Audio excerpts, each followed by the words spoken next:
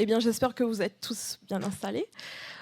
Bonsoir à toutes et à tous, et merci d'être venus à ce dernier Café sans filtre, sur le thème de comment gérer l'échec et la réussite dans l'entrepreneuriat, durant lequel on aura la remise du prix Pépitense. Je me présente, je suis Emmanuelle Sio. Bénédicte Chipot. Et nous sommes associés pour notre projet qui se déroule sur l'IFO. Lors de ce café sans filtre, la soirée va se dérouler de telle façon. On aura d'abord l'introduction par Catherine Ries, ensuite la présentation des 7 mois au sein de Pépitense par les étudiants entrepreneurs, l'échec et la réussite par Christophe Carbou, l'incubateur NC, expérience d'entrepreneur par Lenta Yaniné, il me semble, Cashless Prime. Et enfin, on terminera par la table ronde avec Yann Mitchell, directeur AG2R La Mondiale. Ensuite, Jean Massenet de Insight, Fleur Allais, Swan, nos étudiants entrepreneurs avec leur projet Cocofou, et Sacha Tabé de Fresh Coconut Bar. Et on terminera par la remise du prix Pépitense par la BNC et le gouvernement NC. Donc, Catherine Iris, si vous voulez bien venir, s'il vous plaît. Merci. Bravo, merci. Ok. Merci beaucoup. Bienvenue à tous. Je pense que vous êtes tous déjà un petit peu familiers, ceux qui sont là, familières et familiers des cafés sans filtre. Alors ce soir, c'est quand même un café sans filtre assez particulier parce qu'à cette heure-ci, on ne boit plus trop de café. On aurait pu appeler ça apéro sans filtre, mais ça le fait moins quand même. Mais l'idée est la même que sur les précédents rendez-vous, c'est-à-dire qu'on se retrouve les étudiants entrepreneurs qui sont là avec des entrepreneurs un peu plus aguerris, qui ont plus d'expérience pour échanger sur des sujets qui les préoccupent. Et l'idée du café sans filtre, c'est pour ça que ça s'appelle comme ça, c'est de parler sans langue de bois sur des sujets qui peuvent être parfois préoccupants. Donc, merci à tous d'être là, cette fois-ci en soirée, contrairement aux autres rendez-vous qui avaient lieu en matinée, et en soirée particulièrement aujourd'hui, parce que c'est un café sans filtre un peu particulier qui sera l'occasion de remettre le prix Pépite Nouvelle-Calédonie 2019, le premier prix Pépite décerné ici dans notre pôle. Alors, je vais très rapidement revenir sur la création et le contexte de la création du pôle Pépite, puisqu'on en est maintenant à presque la fin, pas encore tout à fait, mais presque la fin de la première année. C'était une création à la rentrée de 2019 à l'université, en collaboration avec les cofondateurs donc, du Pépite NC, qui sont la Chambre de commerce et d'industrie de la Nouvelle-Calédonie, le vice-rectorat et l'incubateur de l'ADECAL Technopole. Donc on est 4 membres fondateurs à porter le Pépite, même si physiquement beaucoup de choses ont lieu à l'université. C'est quand même un dispositif qui est porté par ces 4 structures. Et surtout, ce dispositif, il s'inscrit dans ce qu'on appelle l'écosystème de l'entrepreneuriat en Nouvelle-Calédonie. Alors, vous avez la liste de tous les partenaires. Il y en a beaucoup. On travaille ensemble, chacun sur son domaine d'expertise et de compétences. L'objectif étant de pouvoir sensibiliser, accompagner les étudiants qui ont quelque part dans leur tête déjà un projet de création d'entreprise. Mais j'ai envie de dire, ça va même au-delà parce que l'objectif du Pépite, c'est de sensibiliser aussi à l'entrepreneuriat. C'est pas forcément à la fin de l'année ou à la fin du dispositif créer son entreprise, créer son activité, mais c'est y avoir pensé, y avoir réfléchi et avoir pu mobiliser les compétences qu'il faut pour ça, avoir pu être accompagné, puisque le principe du dispositif Pépite, donc pour les étudiants entrepreneurs, c'est d'être accompagné par un enseignant et par un professionnel, par un entrepreneur qui parle de sa vraie vie, de ses expériences. Donc ça, c'est possible grâce à tout cet écosystème de l'entrepreneuriat qui existe en Nouvelle-Calédonie. On a de la chance je pense que c'est une chance quand même d'être sur aussi un petit territoire et de se connaître, de pouvoir facilement travailler ensemble.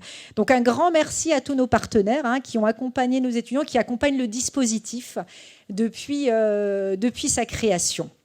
Un grand merci aussi aux tuteurs académiques et aux jurys professionnels et enseignants qui ont participé tout au long de l'année aux différentes étapes, aux différentes sélections, aux différentes réunions. On s'est vu plusieurs fois, on a passé beaucoup de temps ensemble pour accompagner ces jeunes étudiants entrepreneurs qui vont se présenter tout à l'heure pour ceux qui ne les connaissent pas encore. Bon, j'ai un peu avancé déjà là sur la diapo suivante. Donc, on a commencé il y a 1 an à mettre en place le Pépite, un premier comité de pilotage avec donc tous les partenaires qu'on a vus tout à l'heure, les institutions, les organismes d'accompagnement à l'entrepreneuriat. On s'est réunis il y a 1 an. On a dit bon voilà, on va le faire, on va le mettre en place. C'est un dispositif national, le Pépite. Donc Pépite, c'est un acronyme national pour pôle étudiant, pour l'innovation, le transfert et l'entrepreneuriat.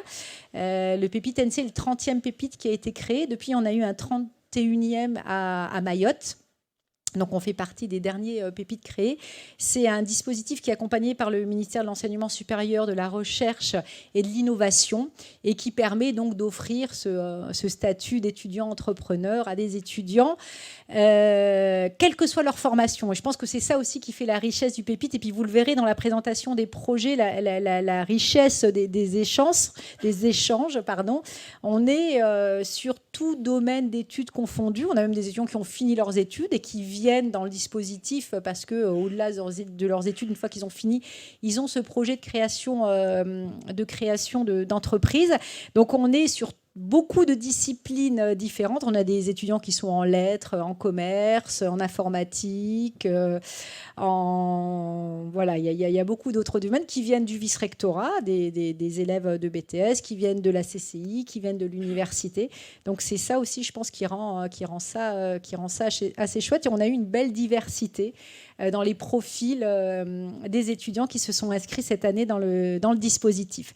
Donc il y a un comité, ce qu'on appelle un comité d'engagement, un petit peu un comité de sélection qui s'est réuni en début d'année, qui a choisi les 12 projets qui allaient pouvoir être accompagnés parce qu'on est sur un démarrage avec des moyens limités et on a quand même eu la chance, et puis là j'aimerais que tout le monde l'applaudisse très fort, d'avoir avec nous cette année Juliette Alonso-Violet qui a joué un rôle extraordinaire dans l'animation, la mise en œuvre, la mise en route du Pépite, parce qu'elle est arrivée, il n'y avait rien, ou presque. Et puis, quelques mois après, tout s'est mis en place, tout s'est mis en forme. Donc, merci beaucoup, Juliette, qui n'était là qu'à mi-temps pour accompagner nos étudiants et accompagner la création du Pépite, mais qui a fait des choses absolument extraordinaires.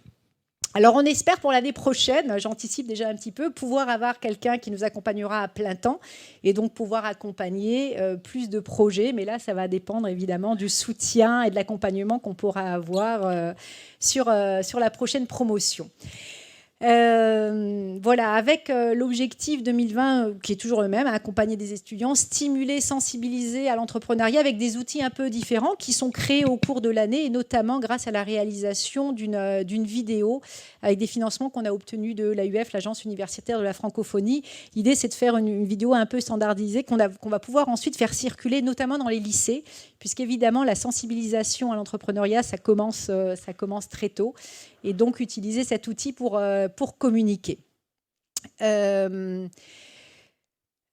Sur la sensibilisation, ce que je disais tout à l'heure, c'est qu'on n'est pas uniquement sur vraiment la création de projets, mais comme je disais, le fait d'être dans le dispositif Pépite, et puis ça, je vous en parlerai sans doute mieux que moi, les étudiants entrepreneurs, mais je pense qu'on touche à des compétences, on touche à des capacités qui vont être utiles, qu'on va pouvoir utiliser dans n'importe quel type d'emploi, même si c'est un emploi salarié peut-être par la suite, et que peut-être que dans 10 ans, 15 ans, ça va pouvoir être utilisé pour créer son activité. Donc on est vraiment dans cet objectif, dans cette continuité, avec l'objectif de 2020 de monter en puissance et de pouvoir accompagner davantage de projets. Je ne suis pas sur le bon. Je vous laisse les filles continuer l'animation de la soirée. Donc ça va être, à elles vous l'ont dit, présentation des projets. On a une petite table ronde autour du sujet du café sans filtre de ce soir. Et puis ensuite, ce sera la remise du prix avec un grand suspense sur le nom des gagnants. Merci. Maintenant, on va passer à la présentation des 7 mois au sein de Pépite par les étudiants entrepreneurs. On va commencer par nous. Donc, nous sommes une équipe de 3. Nous sommes normalement une équipe de 3, oui. mais notre collègue n'a pas pu venir ce soir. Nous sommes étudiantes en licence en LEA. LEA, anglais-japonais. Exactement. Et nous avons décidé cette année de monter notre entreprise sur l'IFO. Nous avons eu la chance d'être accompagnés par des tutrices, Madame Gravier et Madame Wanessi, académiques et professionnelles respectivement, qui nous ont aidés à concrétiser, à compléter notre projet qui était une idée brute. Elles nous ont aussi permis de nous remotiver parce on avait des doutes sur notre projet, s'il tenait la route, si c'était réalisable. Donc elles jouaient un gros rôle pour nous remotiver.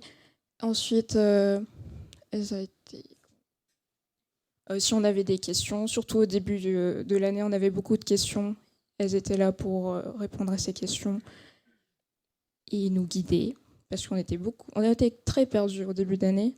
Maintenant, on a une vision plus claire de notre projet. C'est pourquoi on voudrait les remercier ce soir. Merci d'être là. Et puis aussi tous les tuteurs des autres étudiants en Pépite, merci beaucoup de nous accompagner dans cette aventure qui dure 7 mois. Du coup, voilà. Maintenant, je vais appeler Swan et Fleur, qui vont nous parler des 2 œufs.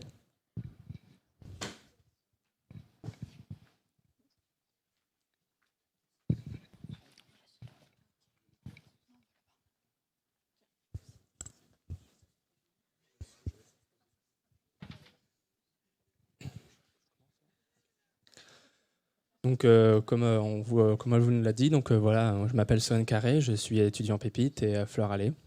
Donc, je vais vous parler du diplôme du D2E, diplôme d'étudiant entrepreneur. Donc, Pépite, c'est aussi l'opportunité donc de faire un diplôme universitaire D2E. Donc, c'est une formation d'1 an qui comprend donc 6 semaines de cours. Donc, c'est des cours à la convenance des étudiants. Donc, ce sont en marketing, en management, droit. Ça dépend suivant le projet de ce que nous avons besoin. Ces cours, comme nous avons 6 semaines de cours dans l'année, on peut les arranger par rapport à si nous avons déjà une formation en cours ou si nous travaillons déjà en entreprise ou sur notre projet. Et ça nous permet de nous arranger plus simplement. Aussi, à la fin de l'année, nous avons donc un business plan à présenter devant un jury, donc un business plan de notre projet sur notre entreprise. Ce business plan, pour ma part, il est aussi en collaboration avec Fleur. Et ce qui nous permet donc ce business plan sera évalué par ce jury et donc potentiellement d'avoir le D2E. Si on ne peut pas participer donc aux 6 semaines de cours durant cette année, il est possible aussi d'avoir le statut d'étudiant entrepreneur, donc qui est aussi un équivalent du diplôme du D2E, et tout en participant à des ateliers le soir organisés par Pépite. Voilà.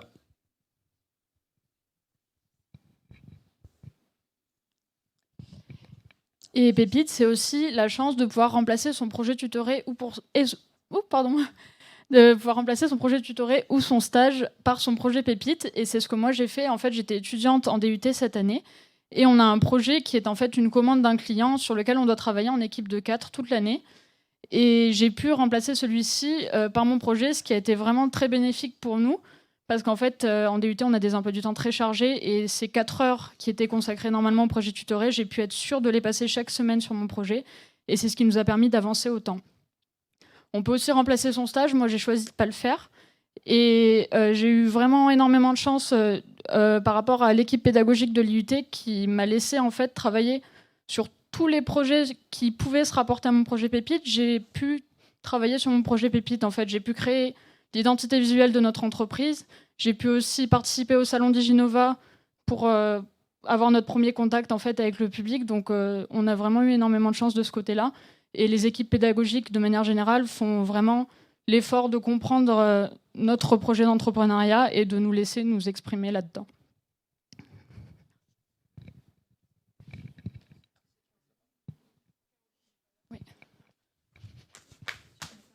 Non, mais un concours. En fait, on va excuser Caroline qui est en examen. Donc voilà, c'est un peu les aléas des étudiants qui sont obligés d'être en cours en même temps, qui sont des entrepreneurs. Elle devait présenter le Startup Weekend. Donc je vais le présenter parce que ça tombe bien, j'étais l'animatrice du Startup Weekend. En fait, ça s'est passé à l'EGC. Et donc, on a réuni tous les étudiants de l'EGC, mais également des étudiants pépites qui ont pu participer pendant 3 jours pour créer une start-up fictive. Donc en fait, on a 3 jours pour se dire, voilà, je pars d'un concept, d'une idée, et je vais essayer de voir s'il est viable. Forcément, à la fin, c'est pas toujours viable, mais en tout cas, ils essayent de faire en sorte d'avoir une étude de marché, d'avoir un petit business plan, d'avoir tout ce qu'il faut pour se dire, j'ai créé une start-up en accéléré. Et parfois, certains start-up week-ends donnent l'occasion à certains entrepreneurs de réellement créer une start-up derrière. Et c'est vrai que pour les étudiants entrepreneurs qui venaient d'arriver, évidemment, ils n'ont pas présenté leur projet parce que c'était un peu risqué. Ils auraient dû à la fin partager éventuellement avec d'autres étudiants. Donc, ils ont inventé un projet fictif et je crois que ça les a beaucoup aidés. Fleur, Swan ont pu participer, Alexis aussi. Voilà, et puis on en a d'autres qui ne sont pas là. Oui. Voilà. Caroline, tu vas prendre la suite.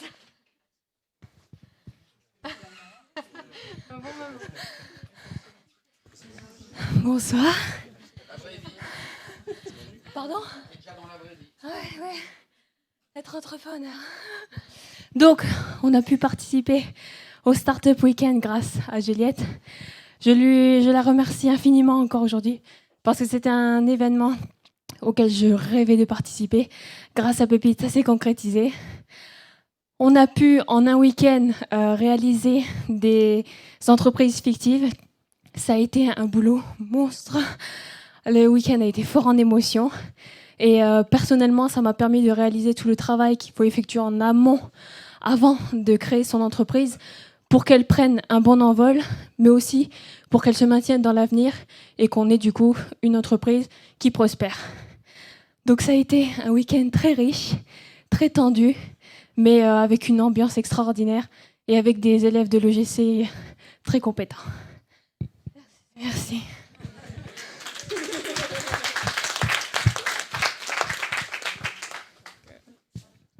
Okay. Bon.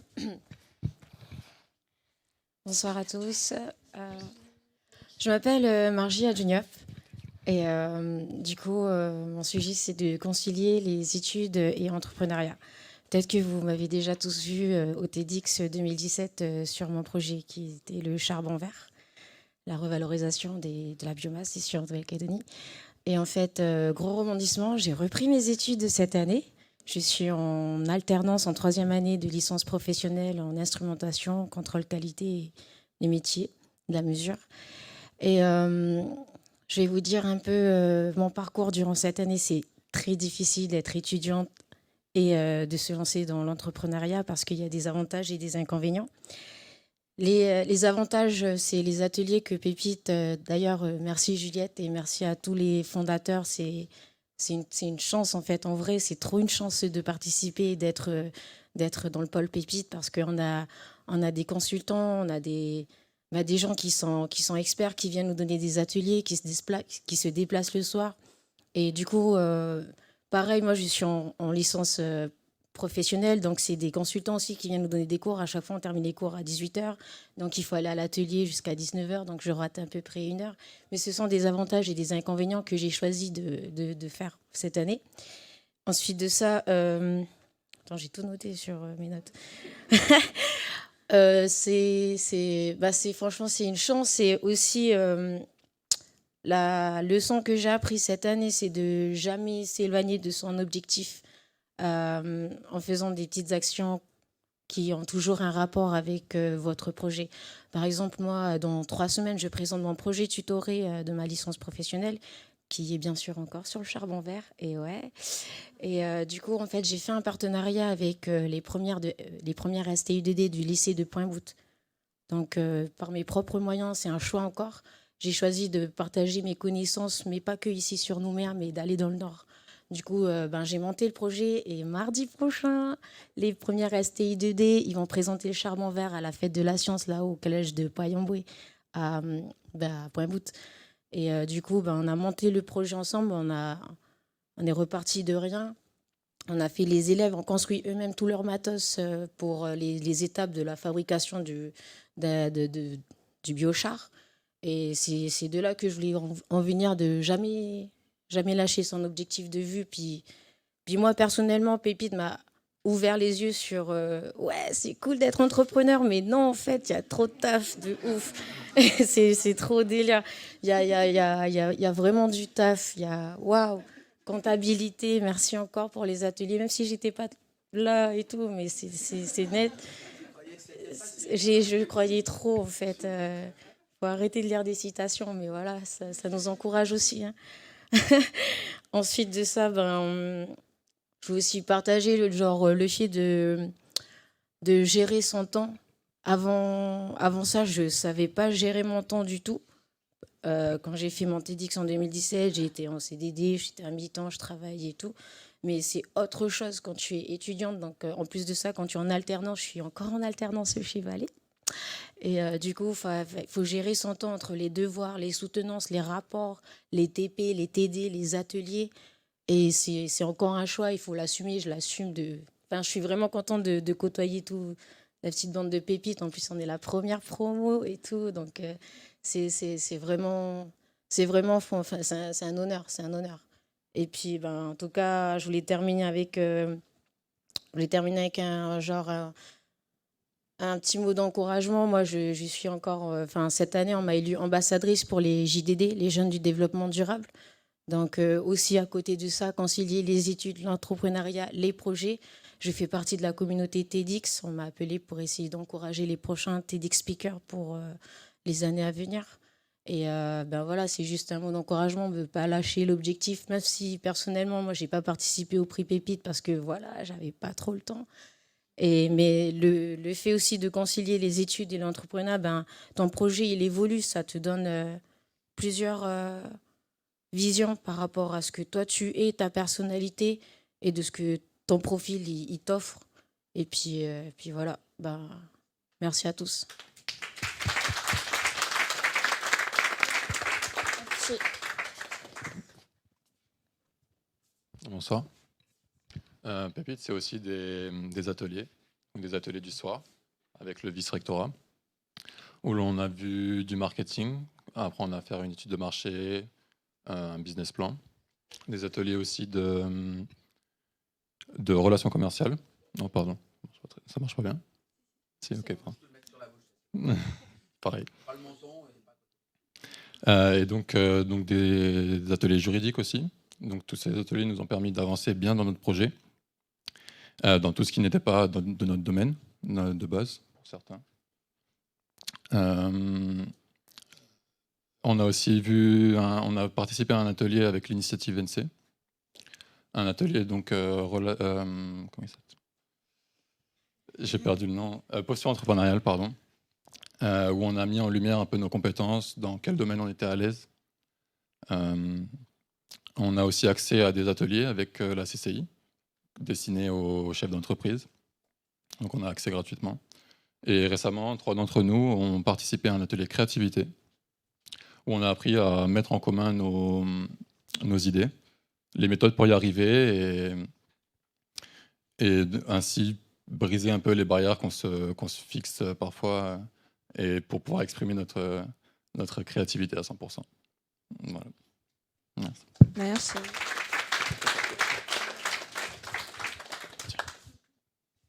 Bonsoir, je m'appelle Papayanoutz et Pépite, c'est aussi de la mise en réseau. Lors de notre parcours au sein de Pépite, cette année, nous avons eu la chance de rencontrer des entrepreneurs, des professionnels, des politiques et la presse. Ce qui nous a donné la chance en fait, de former un tout premier réseau entrepreneurial qui va nous aider en fait, à développer notre entreprise plus tard. Un autre point important, c'était la communication. Nous avons appris à communiquer dans le monde de l'entrepreneuriat, à tenir un speech, à faire un pitch, à présenter notre projet de façon exacte. Et voilà. C'est pour cela que je tiens à remercier en fait, à la Fédération des industries et à l'incubateur NC qui ont réalisé des ateliers où on a eu la chance en fait, de rencontrer des professionnels du monde de l'entrepreneuriat. Merci beaucoup.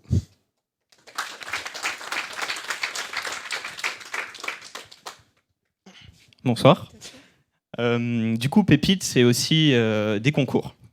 Donc, je vais prendre l'exemple de notre parcours.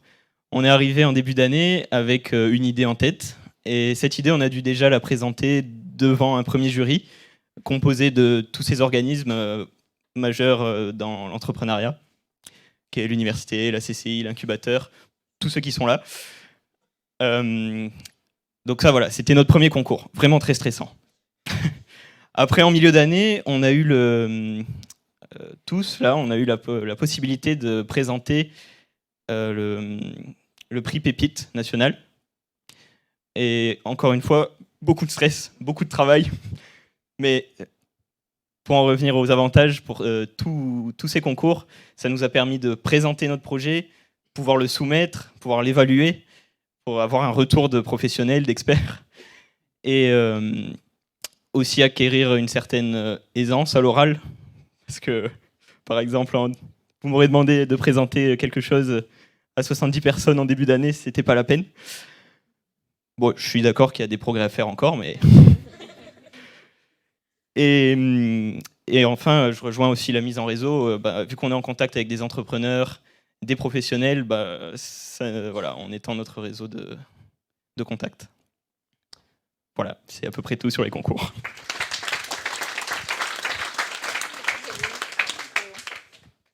Bonjour à tous, Louis Boud, étudiant entrepreneur. Pépite NC, pour moi, c'est la structure de référence en tant qu'étudiant qui va permettre de t'accompagner dans ton projet. Personnellement, j'aime entreprendre. J'ai d'ailleurs créé une association au sein de l'université. À la suite d'un stage que j'ai réalisé avec un institut de recherche, j'ai eu l'idée de valoriser des biofongicides. Mais l'idée n'était pas encore assez aboutie pour être acceptée à l'incubateur d'entreprise au sein de l'ADECAL Technopole. J'ai de ce fait candidaté à Pépite NC. À l'aide des différents ateliers et des rendez-vous personnels avec mes tuteurs et l'animatrice du pôle, j'ai pu maturer mon projet et le faire évoluer. 7 mois plus tard, me voici en France, à Montpellier, pour continuer mes études en master. Et dans 2 ans, je vais revenir en Calédonie, en tant qu'entrepreneur avec mon business dans la valise. Pépite NC, c'est le tremplin qu'il faut prendre pour passer de l'idée au projet et le faire évoluer. C'est aussi le bon moment pour prendre une posture, pour passer d'une posture d'étudiant à une posture d'entrepreneur.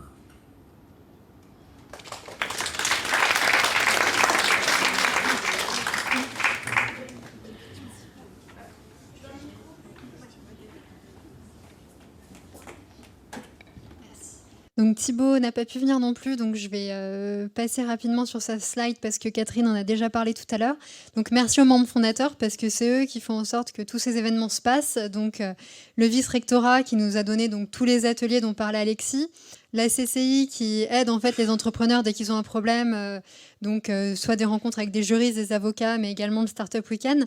L'incubateur qui intervient à chaque fois au Café Sans Filtre, qui est également tuteur de certains de nos étudiants et qui intervient également sur d'autres sujets comme des serious games. Et puis l'UNC qui donne ses beaux locaux déjà aux étudiants, l'espace de coworking qui finance aussi beaucoup de choses pour Pépite et puis qui aide les étudiants au quotidien parce que c'est vrai qu'administrativement parlant, on n'a pas les mêmes réglementations en France ou en Calédonie et parfois c'est un peu compliqué. Je remercie toutes les personnes de l'administration qui au quotidien gèrent ces petits ajustements à faire entre la France et la Nouvelle-Calédonie. Voilà. Bonjour, bonsoir. Donc, c'est mon tour. Donc, le Pépite, c'est aussi les rendez-vous des cafés sans filtre, comme ce soir. Je voulais commencer par remercier Juliette et l'université pour les organiser, et l'incubateur et l'agence universitaire de la francophonie pour les financer, et tous les intervenants qui sont venus depuis le début d'année, qui ont participé, qui sont venus... partager leurs expériences et donner des conseils à tout le monde. Donc, merci. Les cafés sans filtre, comme Catherine Ries l'a dit au début, c'est des personnes qui viennent parler de leurs expériences sur des thèmes donnés et qui répondent à des questions à un moment donné.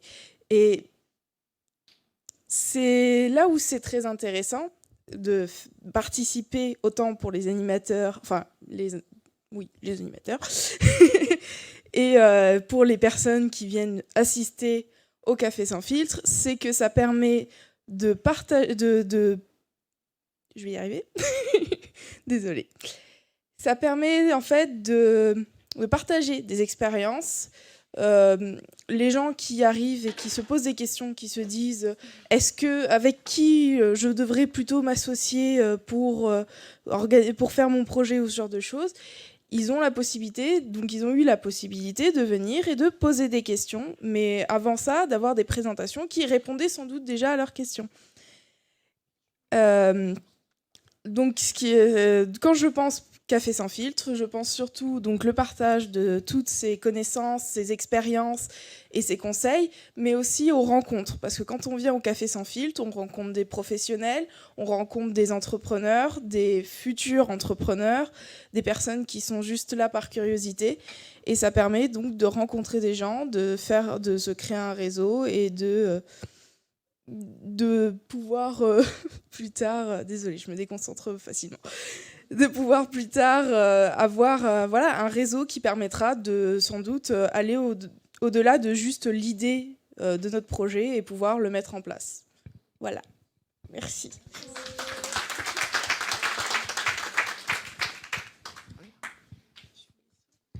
Merci alors aux étudiants entrepreneurs d'avoir présenté leur expérience. Je vais maintenant appeler Christophe Carbou, si vous voulez bien venir, pour présenter l'incubateur NC. Merci. La flèche du bas pour passer les slides. Bonjour à tous, bonjour à toutes. Merci mesdames, messieurs les pépites. Enfin, moi j'ai observé entre les premières prises de parole et aujourd'hui déjà une grande maturité trouvée. Donc l'incubateur est partenaire du Pépite. On apprécie particulièrement en fait le travail qu'on a pu faire. Et soyons clairs aussi, c'est un moyen pour nous de détecter, d'identifier des porteurs de projets et puis de travailler avec vous aussi. Un des premiers points très importants, c'est la posture entrepreneuriale qui souvent fait défaut parfois dans la suite du projet, tels qu'on les observe nous sur d'autres porteurs. Au niveau de l'incubateur, voilà, donc l'incubateur, c'est le coup d'après, c'est le moment où derrière on accompagne les projets sur 1 an, 2 ans, dans l'objectif de partir d'un projet et d'arriver à la création d'une entreprise qu'on souhaite pérenne. On est donc typiquement le lieu de l'accompagnement du risque et le lieu de l'accompagnement des échecs. Il y a forcément un taux d'échec certain dans l'accompagnement des projets innovants. Moi, je vais vous parler de projets innovants. Alors, tous les pépites ne portent pas des projets dans l'innovation, certains oui. C'est mon cœur de métier. Pour ce qui est des statistiques à l'échec sur les projets plus standards, j'invite les organismes consulaires, je vois que la CMA est au fond là-bas, et d'autres, la CCI est peut-être présente, je ne vois pas, à éventuellement compléter, corriger. Mais là, les statistiques, soyons clairs, sont les taux d'échec, les observations qu'on est capable de faire sur les entreprises innovantes. Les statistiques que je vais vous montrer, alors c'est pas très rigolo ce que je vais vous montrer, ça va piquer les yeux pour les entrepreneurs dans l'innovation. Courage. Le plus intéressant, ce sera après la table ronde, parce que c'est le moment où certains pourront témoigner. Mais il y a quand même des chiffres intéressants qui sortent. Première chose, ça marche ? Oui, voilà. Les chiffres que je vais vous présenter sont, parce qu'on a des statistiques jusqu'à 10 ans, vous allez voir. Alors, on a, nous, 5 ans d'existence, donc forcément, vous comprendrez que ce n'est pas les statistiques qui sortent de chez nous. On a par contre les statistiques sur la période d'incubation. Aujourd'hui, c'est 45 projets accompagnés. Et on est aujourd'hui sur un taux d'échec, un taux d'abandon. On pourra parler d'échec, mais c'est une question d'interprétation, d'à peu près 25%. Donc comptez-vous. Mais chez nous, sur les 38-40 projets accompagnés, on a déjà 9 abandons. C'est normal, c'est le bon endroit, je dirais, pour abandonner son projet, parce qu'on accompagne, on est sûr derrière de rebondir. Et généralement, ce qui est observé, c'est que on rebondit et on rebondit bien parce qu'on en tire énormément d'enseignements. Je crois qu'il y aura des témoignages dans ce sens, j'espère. On est dans la difficulté quand on est dans le déni, on est dans la difficulté plutôt à vouloir poursuivre un projet qui ne fait pas sens. Donc on a aujourd'hui 25% d'abandon. Les statistiques que j'ai là, je les croise avec l'ensemble des incubateurs et accélérateurs qu'on a en métropole et en ultramarin. On fait partie d'un réseau qui s'appelle Rétis et on partage nos chiffres. Donc le reste des éléments que je vais vous présenter sont des croisements de nos données et des données de nos partenaires. Alors, 5 ans post-création. Donc, l'idée, c'est de sortir de l'incubateur avec une entreprise créée.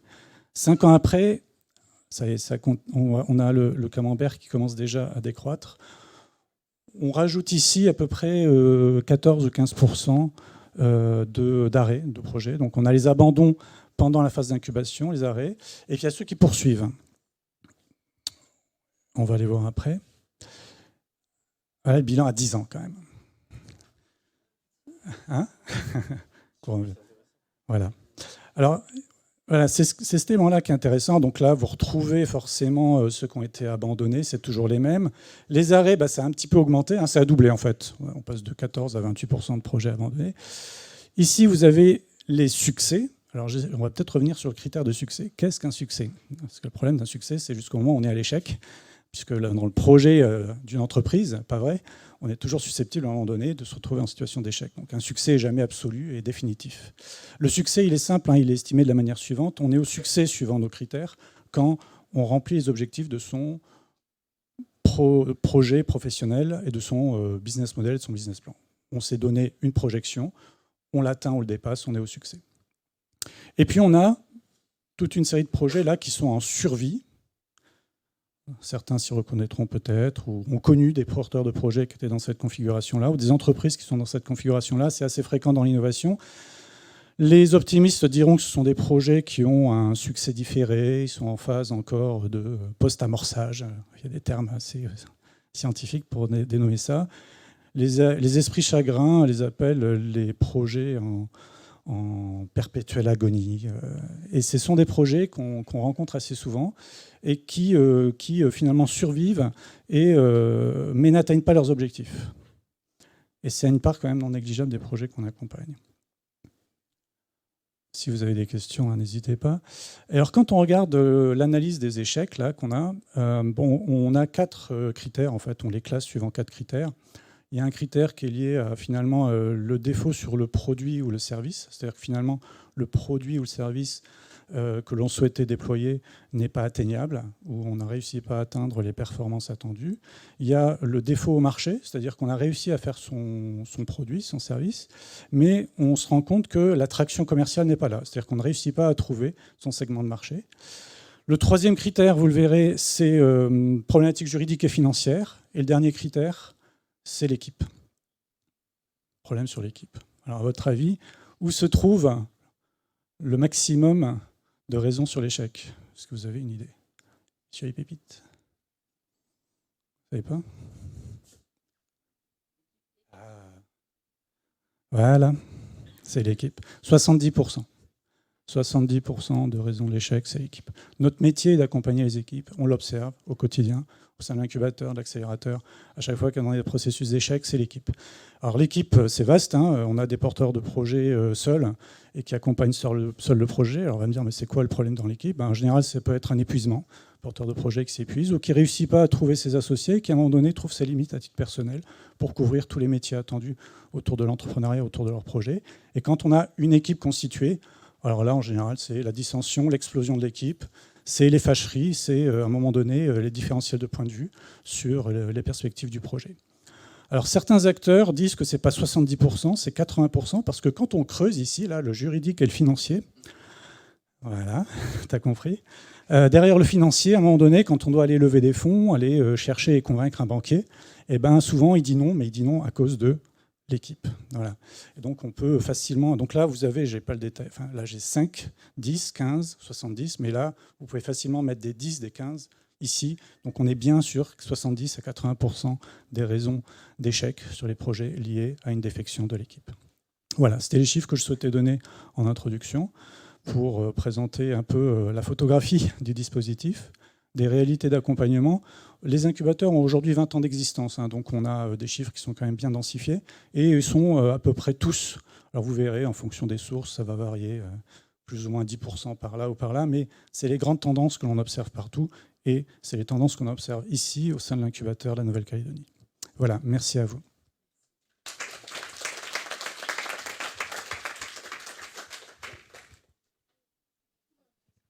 Maintenant, je vais appeler Lenka Galiné, qui va nous parler de Cashley Prime et de son expérience.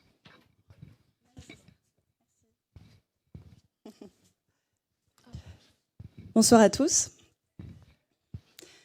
Alors, merci de m'avoir invité et merci aux organisateurs de cet événement. Je trouve que c'est toujours agréable de voir à quelle vitesse aujourd'hui la Calédonie est allée vers et en sens et encourage l'entrepreneuriat ici en Nouvelle-Calédonie.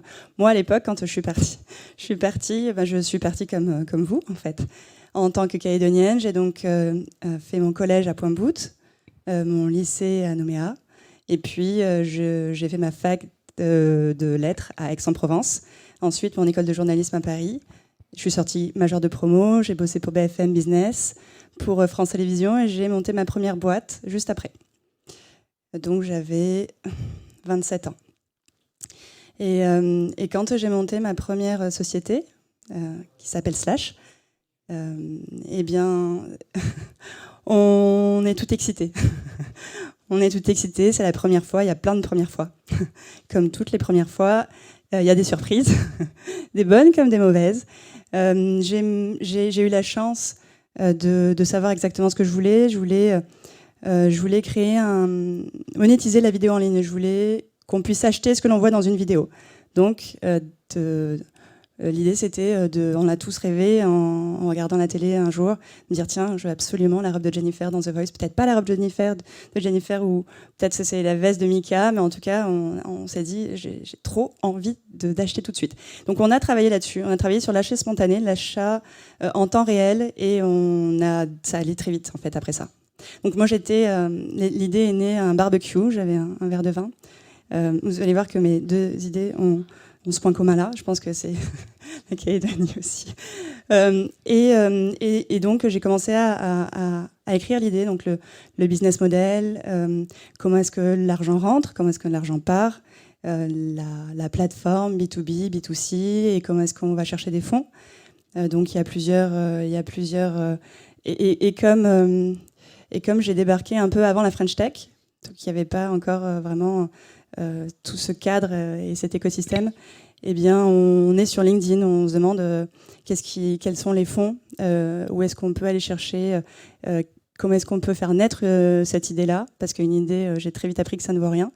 Et donc, on regarde le crowdfunding, on regarde les fonds, et on vient à lever des fonds. Et lever des fonds, alors heureusement, j'ai été journaliste, ce qui m'a aidée, parce que en tant que journaliste, quand on a un sujet, on le creuse. Et donc, c'est ce que j'ai fait. J'ai creusé ce que c'était qu'une levée de fonds, parce que j'ai débarqué dans un cabinet en levée de fonds sur les Champs-Élysées. Il lui faisait toutes les levées de fonds de Price Minister. Et donc, quand il m'a vu débarquer avec mon ordinateur portable et que je lui disais que j'allais avoir comme concurrent direct YouTube, il a un peu rigolé. Donc, il m'a ensuite dit bon, quelle est ta valorisation post-monnaie, pré-monnaie? Donc, on repart chez soi avec l'ordinateur à la main toujours et on continue à travailler. Et on a travaillé comme ça de longs week-ends pour écrire un business model, pour écrire des prévisionnels sur 5 ans. Donc ça, c'est la première partie. Il y a beaucoup de travail, mais vous allez voir qu'après, il y en a autant. Parce qu'après, on ne compte plus ces week-ends, on n'en a plus du tout d'ailleurs. Mais on n'a plus l'impression de travailler non plus. C'est ça qui est bien, c'est aussi un choix. J'ai donc monté cette start-up qui allait très vite, très haut. J'ai donc recruté une dizaine de personnes, on a levé près d'1 million d'euros, on a été labellisé French Tech, Startup européenne, Redering Europe, Redering Global. On a été incubé par des investisseurs de la Silicon Valley, donc ça c'était plutôt cool. J'étais pendant un mois avec des étudiants d'Harvard. Eux, ils allaient tous les matins. On avait le matin, je me souviens, on allait courir et ensuite c'était à flux tendu. Et moi, je me suis fait un claquage de la cuisse parce qu'évidemment, depuis la fac, j'avais pas fait de sport. Enfin, voilà, c'est ça aussi. Il y a plein de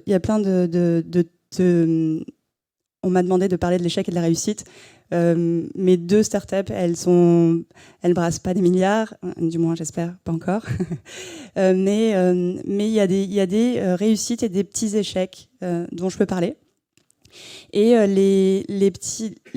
je vais citer notre ami Confucius, parce que l'échec pour moi et pour lui, enfin du moins je suis d'accord avec lui, c'est le fondement de la réussite. C'est comme ça qu'on construit, c'est comme ça qu'on a avancé, c'est comme ça qu'on a réussi. On a, alors pour parler maintenant de la deuxième start-up, parce que là, sur la première slash, on a fait 2 pivots, donc je pourrais en reparler. Et comment est-ce que, une fois qu'on a écrit son business model, qu'on a levé, qu'on est lancé et qu'on a une équipe, comment est-ce qu'on maintient la vitesse et comment est-ce qu'on n'est pas dans le déni quand on arrive à un échec, à un premier, à un second. Donc on revoit plein de choses. Donc on va revenir sur Slash, si vous le voulez. Et je vais parler de la seconde startup qui s'appelle Cashless Prime, qui elle est incubée, qui était incubée à la station F et qui est aujourd'hui, je ne sais pas si vous connaissez la station F, peut-être, oui. C'est l'incubateur de Xavier Niel, et donc il y a plus de 1000 startups, c'est un écosystème, c'est une usine à gaz avec énormément de fonds. Et donc j'étais là-bas et j'ai entendu parler de l'incubateur à Décal. Et comme mon projet faisait sens, Cashless Prime est devenu, on est passé par la commission d'Adécal, donc on a été accepté et est devenu calédonienne depuis peu. Enfin, elle est en cours. C'est une solution de paiement sans contact à destination du tourisme de croisière. Donc ça, c'est donc les 2 startups que je porte.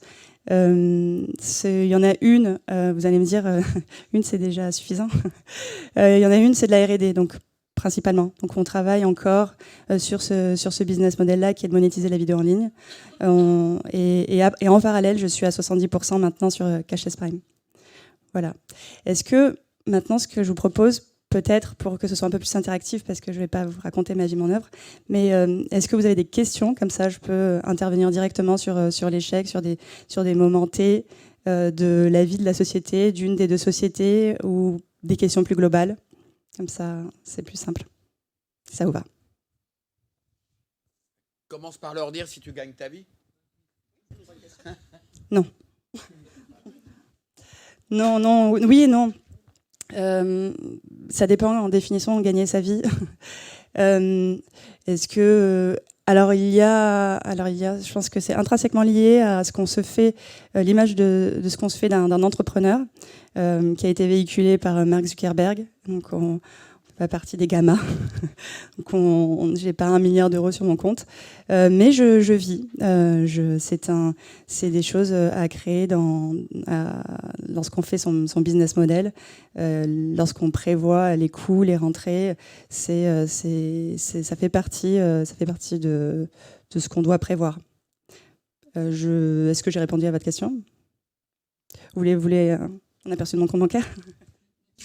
Non, je voulais que tu leur dises ce que tu as dit indirectement, mais gagner sa vie, ça ne veut pas dire gagner des milliards ou des millions, c'est être bien dans son activité, qu'elle suffise à votre quotidien et qu'elle vous permette, si l'ambition est là, d'aller plus loin. Mais je crois qu'aujourd'hui, gagner du pognon pour sa pomme, ça ne fonctionne plus. Les investisseurs seraient pas tout à fait d'accord. Je pense qu'effectivement il y a deux choses. La première, on n'essaie pas d'être un poisson lorsqu'on est un singe. Être entrepreneur, c'est aussi une vocation. Moi, j'entraînais mes cousines et mes cousins dans les pires bêtises, comme dans les plus belles aventures. Et j'ai été animatrice télé, j'ai fait tous les tafs possibles, je pense. Mon premier taf, c'était guide touristique, j'avais 18 ans, j'ai vendu des chaussures, du parfum. J'aime entreprendre, j'aime travailler et j'aime ce que je fais. Ce que j'ai créé, que ce soit Cashless Prime ou Slash, c'est sorti de moi. Alors, une idée, elle naît d'une problématique. Hein. Je me suis pas dit, tiens, j'ai une super idée, c'est ce que je vais faire. Elle vient d'un constat d'une problématique et on y répond. Là où Slash est né comme ça, Slash, j'étais journaliste et j'étais productrice télé. Et et c'est justement le créateur de Alibaba qui disait que une idée naît d'un. Il y a des gens dans la société qui critiquent cette société, et c'est de là C'est de là où c'est à ce moment-là qu'on crée. C'est à un moment donné, il y a une problématique et nous, on y répond. C'est une solution, en fait, une entreprise.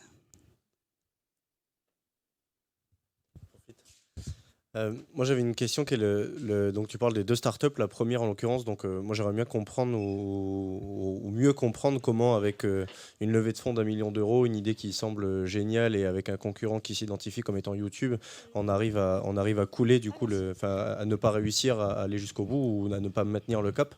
Ça c'est la première partie, et la deuxième partie du coup, suite à ce constat d'échec au-delà du déni et autres, qu'est-ce que ça t'a appris concrètement pour lancer ta deuxième startup? Ok, plein de choses. Alors, du coup, transition. Donc, on parlait de Mark Zuckerberg, donc d'entreprendre avec passion, et aussi on parle de chiffres. Quand on parle de chiffres, l'idée c'est aussi de savoir ce qu'on va en faire de cette start-up, de savoir où on va. Donc, il y a une étude de marché, il y a le potentiel et l'ambition qu'on lui donne. L'ambition, c'était de monétiser la vidéo en ligne. Aujourd'hui, en termes de business model en ligne, on a YouTube, il faut prier pour faire des vues, où on a Netflix, qui est un abonnement. Cette idée, elle n'existe pas, donc l'ambition, elle était quand même mondiale. On a rencontré les chaînes de télévision, on a rencontré TF1, M6, et à l'époque, pour vous raconter justement à quel moment on vit un échec et comment est-ce qu'on le gère après. Eh bien, le premier échec, c'est génial, on a une idée, on a une équipe, on a une solution, on va voir les chaînes de télévision, et là, les chaînes de télévision nous disent, en fait, non. En fait, non, parce que le business model, il faut refondre le business model d'une chaîne de télévision. Aujourd'hui, une chaîne de télévision, je vous la fais courte, c'est un espace publicitaire, donc c'est 100K que va acheter Zalando en prime time avant The Voice. Eh bien, il fallait refaire ce business model-là pour avoir un achat spontané qui est sur le second device, donc depuis le téléphone. Donc, on achète depuis son téléphone sur la télé. Et ça n'était absolument... c'est à refaire. Donc, on n'est plus en train de discuter avec le directeur de programme, mais il faut remonter du coup... Donc, comme c'est des paquebots, il faut du temps. Donc, on s'est dit, premier pivot. Après, pivot, c'est quand du coup un business model, eh bien on s'obstine pas, on veut pas faire partie des startups qui sont dans l'échec, donc on se dit ok, on va faire un virage à 360. Donc comme on est une startup, c'est plutôt facile à faire, et donc on se dit on va lancer cette chaîne de télévision en ligne, et donc on va permettre à Endemol, qui a des contenus originaux, de travailler avec Dentsu. Et là à ce moment-là, Dentsu me dit génial. Et on me dit ensuite, mais quelle est ton audience? Où sont tes téléspectateurs? Donc, on avait 0 téléspectateurs sur la plateforme. Donc là, à ce moment-là, et comment est-ce qu'on vit l'échec? Parce que l'échec, quand on est entrepreneur, on est seul. On est seul à bord, on est seul face aux actionnaires, on est seul face aux investisseurs, on est seul face à son équipe qui vous suit, qui vous fait confiance. Et je pense que la première erreur, c'est de rester seul. Il faut être très bien accompagné. Autant surtout d'ailleurs, sur de la levée de fonds, sur de la comptabilité, on l'a soulevé tout à l'heure.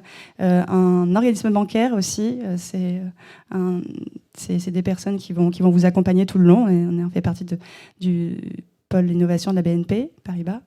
Et c'est aussi à ce moment-là qu'on se remet en question. Alors ça, c'est une deuxième erreur aussi. Enfin, en tout cas, je parle toujours de mon parcours personnel, parce qu'on a l'impression que c'est nous.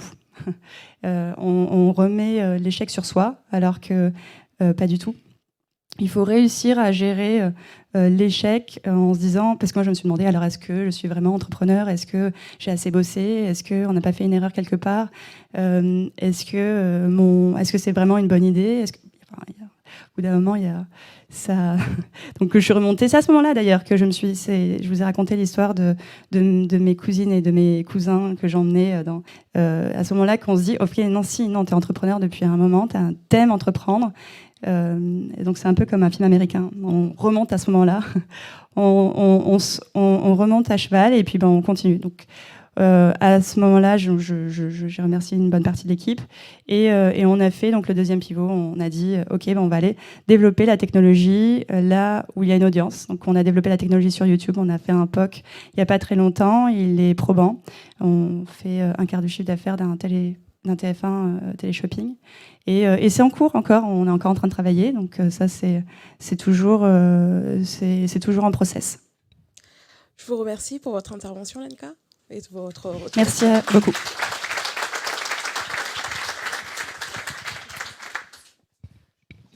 Et maintenant, j'appelle Monsieur Michelis, Massenet, Fleur, Swan et Monsieur Tabé, s'il vous plaît, pour la table ronde.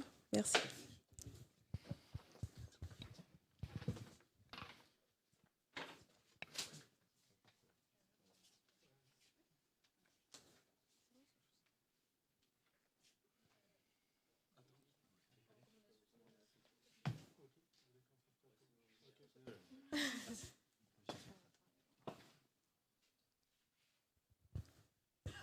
Oui, bien.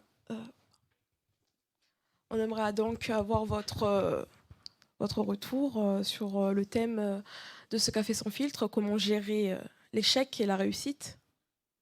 Si vous pouvez parler peut-être de vos expériences passées. Allez, on se lance. Je te laisse commencer. Je pense qu'on peut aborder énormément de choses, on peut en parler très longtemps.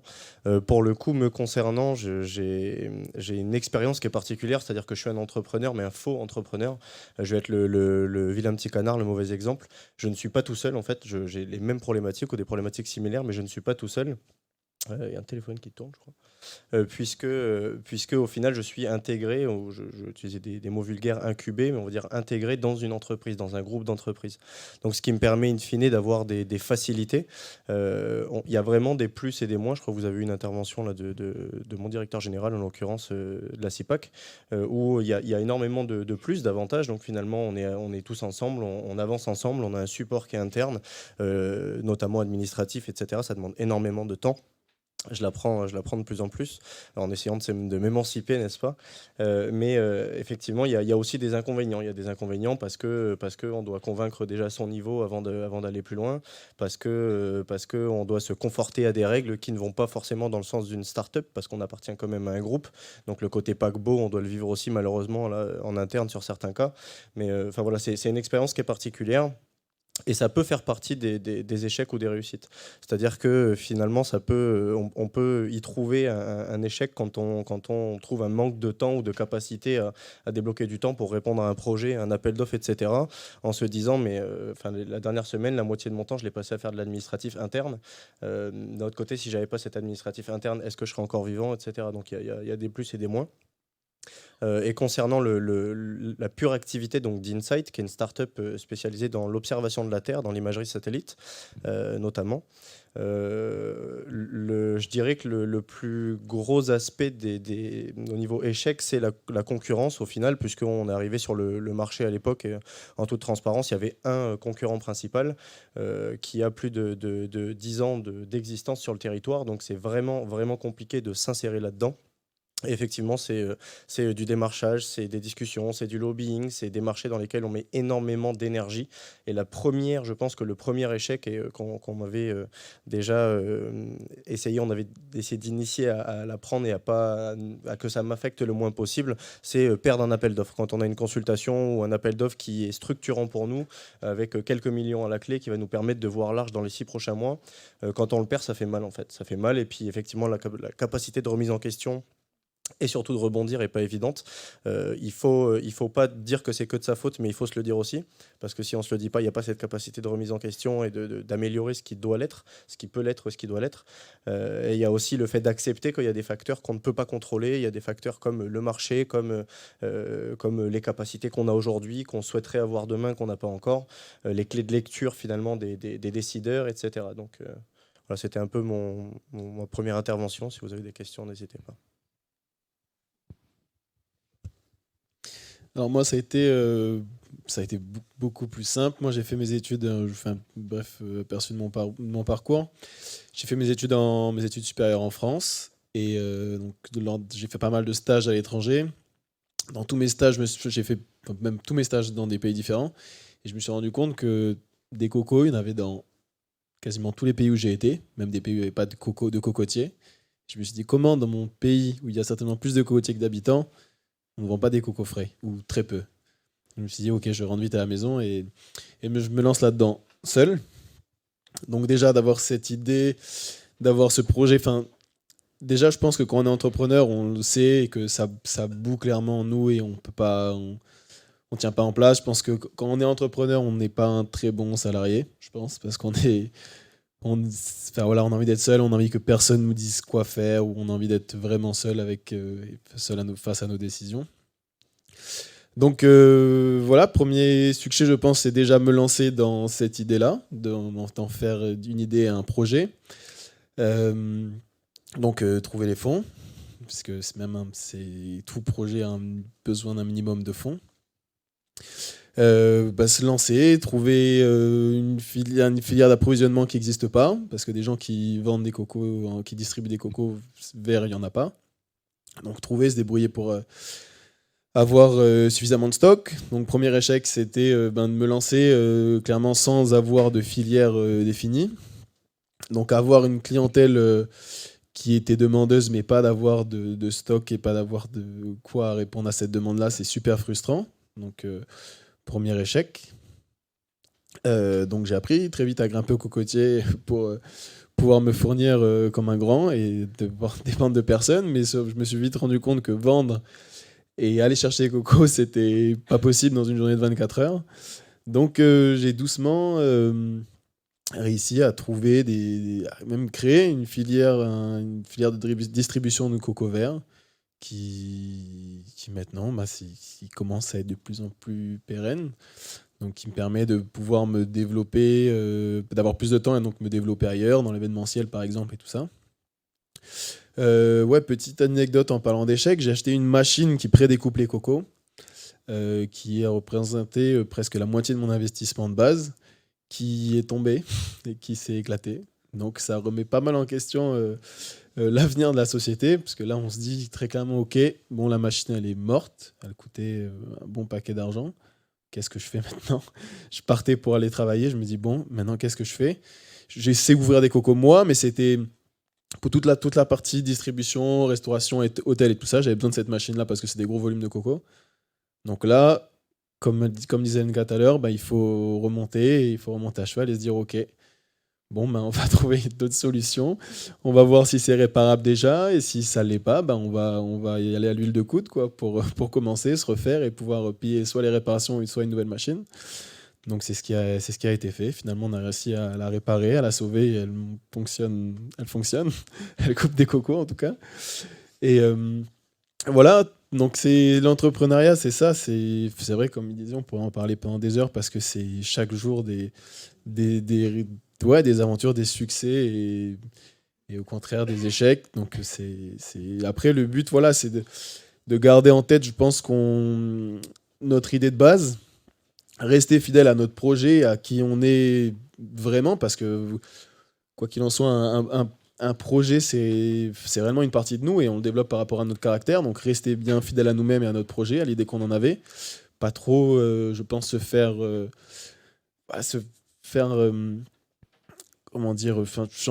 de qui on est. Il faut rester vraiment sur notre idée de base. Et puis voilà, les échecs, il faut les essuyer. Les succès, il ne faut pas s'en contenter.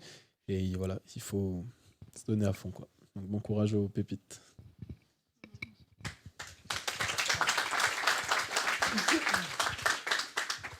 Bien, nous, notre intervention, elle est justement dans l'accompagnement. Et déjà aussi pour vraiment saluer l'état d'esprit entrepreneurial. Parce que comme ça peut être dit, être salarié, c'est quelque chose. Être entrepreneur, c'est autre chose. Et être entrepreneur aussi, c'est prendre des risques. Et on a vu que lorsqu'on n'est pas accompagné, bien très rapidement, avec quelques années, on peut être avec un taux d'échec qui est quand même important, puisque à 5 ans, on voit qu'on est à peu près à 60% qui reste d'entreprise, un taux qui reste en vie, on va dire, d'entreprise qui reste en vie à 5 ans, on est à 60%. Et on voit que lorsqu'on est accompagné, eh bien, ce taux, il est à 80%. Et le message que nous, on souhaite faire passé, c'est qu'on n'est pas seul sur un territoire et il y a des institutions qui sont à nos côtés, il y a des syndicats professionnels qui sont à nos côtés, il y a des clubs d'entreprise qui sont à nos côtés, il y a aussi tout un tas de structures consulaires ou associatives qui sont à nos côtés. Alors parfois, lever la tête, prendre le temps et passer du temps dans ces différentes structures, c'est faire que son entreprise peut être pérenne. Et franchement, sur le territoire, il y a énormément de structures qui sont dynamiques pour aider tous les créateurs d'entreprises, tous les entrepreneurs à maintenir leur activité. Et ça, c'est quelque chose qui est très très fort. Il faut le garder, il faut prendre ce temps-là. Voilà, on a l'impression qu'on a toujours la tête dans le guidon, mais à un moment donné, il faut lever la tête, prendre le temps et faire cela. Je prends juste mon exemple, mais qui n'a rien à voir, mais pour vous donner une idée, aujourd'hui, j'ai rencontré je ne sais pas combien de personnes. J'ai dû rencontrer peut-être, si je vois chacun d'entre vous, j'ai rencontré des centaines de personnes en une journée. Je n'ai pas répondu une fois à mon téléphone, je n'ai pas regardé un mail, mais j'ai rencontré des centaines de personnes avec qui on a pu échanger, on a pu discuter, on a pu parler de ce que c'était que vivre et faire vivre l'entreprise. Et ça, quand on est entrepreneur, prendre ce temps-là, c'est extrêmement important. J'aimerais aussi parler du fait que donc on n'est pas seul. L'environnement est très important. Se construire un environnement de professionnels, associatifs, consulaires, institutionnels, aussi dans le monde du chiffre, les experts comptables, les avocats, tous les services de l'État aussi, ce ne sont pas nos ennemis. Il faut prendre ce temps-là aussi, aller discuter, rencontrer ces personnes qui peuvent nous aider aussi. C'est très important. Et puis l'état d'esprit entrepreneurial, il y a beaucoup de bouquins aujourd'hui, il y a beaucoup, j'ai bien aimé quand vous avez cité, il y a beaucoup de dictons sur les réseaux sociaux, des phrases toutes faites, il y a beaucoup de choses, vous avez raison. Moi, j'ai lu quelque chose, je prends mon petit papier parce que on a parlé des poissons, j'ai de mémoire de poissons, mais il y a un entrepreneur, un chef d'entreprise calédonien qui est décédé il y a quelques jours. Et dans l'interview qui a été faite de M. Jacques Jandot, il est dit « Qu'est-ce qui vous fait vibrer ?» Et il a répondu ceci : « Ce sont les challenges permanents et successifs qui ont abouti. Il y a eu des réussites, mais aussi des échecs. Aujourd'hui, je suis le premier au travail et le dernier parti. Cependant, je n'ai pas l'impression de travailler. J'aime créer, tout casser et tout reconstruire. Il faut savoir se renouveler en Calédonie plus qu'ailleurs. » Eh bien, tout est dit. Le premier au travail, le dernier parti, c'est quelque chose qui ne veut pas rien dire, enfin plus rien dire aujourd'hui en termes de temps de travail, mais ça veut dire dans l'engagement. Dans l'engagement, j'y suis, je suis un travailleur. Quand je suis entrepreneur, je travaille. Ça prend du temps. Et j'ai l'impression de ne pas travailler. Pourquoi ? Parce que je suis passionné. Si je suis passionné, je ne vis plus les choses de la même manière. Et ça n'a rien à voir. Et puis aussi le fait de vouloir créer, parfois casser, reconstruire, mais c'est quelque chose qui est très important. Et souvent, les créateurs et les jeunes entrepreneurs, souvent vont défricher, donner des voix et vont pouvoir construire des choses nouvelles. Et franchement, là, ça montre le pas pour tous celles et ceux qui vont suivre derrière vous. Il ne faut pas avoir peur, il faut prendre sa place dans le monde qui nous appartient. Il faut toujours prendre sa place. Voilà, c'est le conseil qu'on aimerait donner. Et nous, avec notre expérience, ce qu'on essaye de faire, c'est toujours être un soutien, toujours aider, toujours former pour pouvoir apporter notre pierre à l'édifice et puis que le monde qui se fasse se construise, tout simplement. Merci.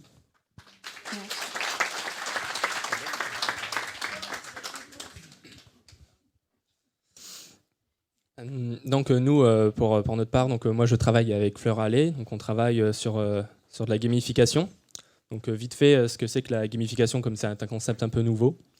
Donc la gamification, en fait, c'est utiliser les mécanismes du jeu et les adapter à d'autres concepts pour booster la motivation, l'appartenance dans une entreprise au sein des salariés. Voilà. Donc ça n'a pas toujours été le cas, on n'a pas toujours travaillé sur la gamification. Au début, on était porté sur le jeu, quand même sur le thème du jeu, mais vraiment concrètement sur un jeu mobile. On voulait créer un jeu mobile en Nouvelle-Calédonie. On avait commencé sur ça et on s'est rendu compte en travaillant déjà que c'était notre première expérience et c'était pas facile quand en fait on n'avait pas de clients, il n'y avait pas de réel besoin en Nouvelle-Calédonie, beaucoup de concurrents aussi, c'est un problème.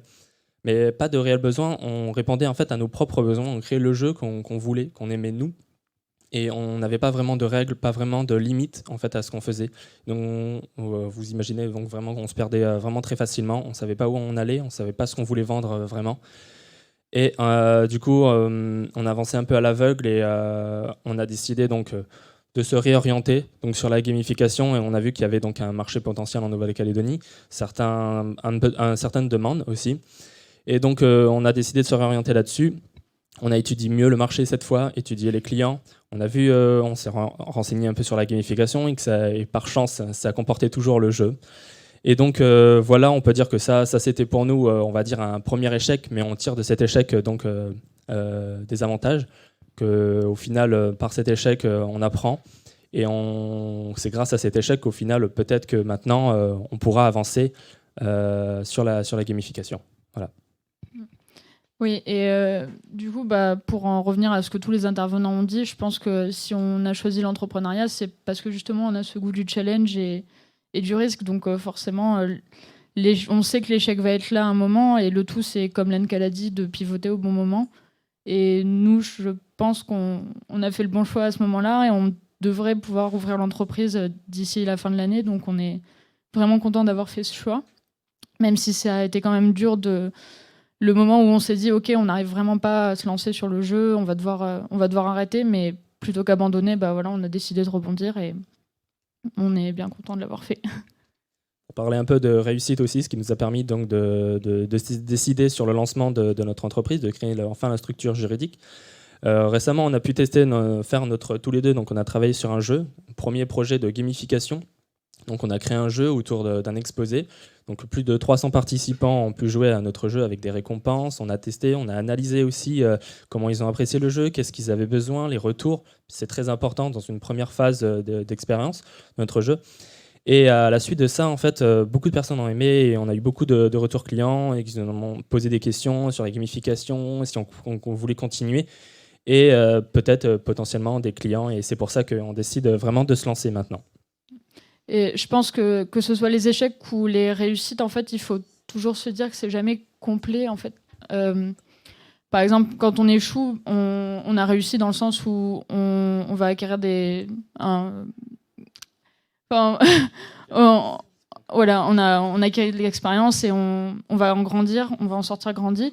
Et dans les réussites, on a toujours un petit quelque chose. Enfin, moi, en tout cas, je suis très perfectionniste, et Swan aussi. Donc, quand on réussit, on a toujours le petit « Ah, mais ça aurait pu être mieux ». Et voilà, ça reste mixé quoi, comme sentiment. Mais...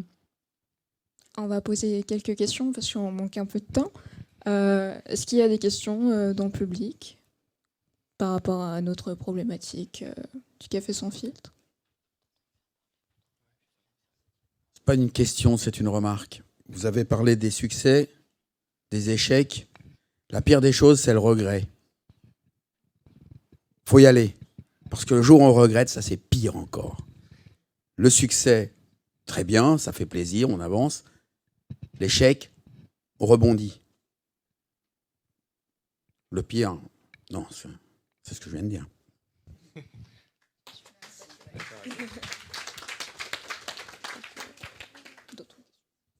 D'autres questions?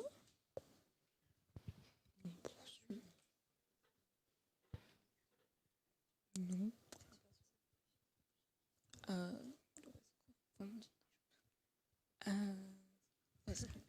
Donc, s'il n'y a plus de questions, donc pour conclure ce café sans filtre, nous allons demander à Juliette de faire un petit mot sur ça. Je proposais une conclusion par les intervenants plutôt. Je vais dire un petit mot chacun. Moi, je trouve que je connais pas votre nom, mais Eric. Je pense que c'était un parfait mot de conclusion. C'est vrai que le regret, c'est vrai je pense qu'il n'y a rien de pire, effectivement. Et moi, c'est pour ça d'ailleurs que j'ai lancé ce projet-là, parce que je me disais, ok, pas tout de suite. Je me dis, mais si je le fais pas maintenant, plus tard, je me dirais, mais pourquoi je l'ai pas fait, et je sais que j'endormirai pas la nuit. Donc je pense que c'est vrai, il faut y aller. Je pense que le fin mot, c'est y aller, et surtout ne rien regretter, quoi. Moi, je pense qu'il y a quelque chose qui a été commun à l'ensemble dans tous les cas. Très clairement, et je n'opposerai pas salariés et entrepreneurs, bien au contraire. Le point commun qu'on aura tous, c'est l'envie d'y aller dans tous les cas. Être salarié, ça n'a jamais changé l'état d'esprit d'avoir l'envie d'y aller. Il y a des salariés qui ne l'ont pas, certes, mais c'est pas ce dont on discute. Du coup, je pense que c'est vraiment notre point commun, notre ADN à tous, qu'on ait notre propre structure, qu'on veuille prendre plus de risques que d'autres ou non, ou qu'on accepte du coup de faire certaines concessions, certains écarts. Et du coup, là, je reviendrai directement sur l'objectif. Quelqu'un tout à l'heure a cité l'objectif. Effectivement, il ne faut pas le perdre de vue. Quels que soient les moyens qu'on s'en donne, ça peut être passé par un côté salarié. On a un objectif, il faut le garder, il faut arriver à ses fins. Et on est parfois obligé de passer par des chemins bien détournés, justement, par y arriver, rebondir, etc. L'échec en fait partie. Et l'objectif, keep in mind, quoi. Bien, sur la conclusion, c'est vrai, hein, on peut être acteur de son employabilité. On peut être créateur de son emploi. Et puis, on peut partager et faire en sorte que ce qu'on crée va aussi profiter à d'autres. Et puis, j'ai beaucoup aimé aussi ce qui a été dit sur le fait de l'objectif. C'est en fin de compte de se sentir bien aussi dans sa vie, de pouvoir faire que ça partage à d'autres, quel qu'en soit le résultat. Et puis, de rester curieux aussi, ouvert à tout ce qui peut se passer et de travailler et de pouvoir mettre en œuvre aussi toutes les idées qui peuvent être développées. Rien n'est interdit en fin de compte. Donc, on est toujours entouré. On trouvera toujours aussi une main tendue. Autour de nous, il y aura toujours aussi des bonnes volontés qui feront en sorte qu'on pourra avoir de l'aide et réaliser les projets qu'on a souhaité mettre en œuvre. Donc ouais, un petit mot pour ça. Bon, moi, ce que j'ai appris avec mon expérience, et je trouve que ce qui est super important, en fait, c'est de savoir et de voir les opportunités qui nous sont présentes. Et notamment, parmi les échecs, c'est que quand on fait un échec, justement, c'est que derrière, il y a une opportunité à prendre. Et il faut savoir la prendre et la voir surtout. Oui, et dans les échecs, il faut surtout être très bien entouré. Et c'est la chance qu'on a eue cette année, je pense, d'être entouré par Pépite et par tous les acteurs qu'on a pu rencontrer grâce à ce dispositif. Je pense que quand on débute et qu'on s'y connaît pas trop, c'est vraiment une chance incroyable. Et je pense que mes camarades seront d'accord avec moi.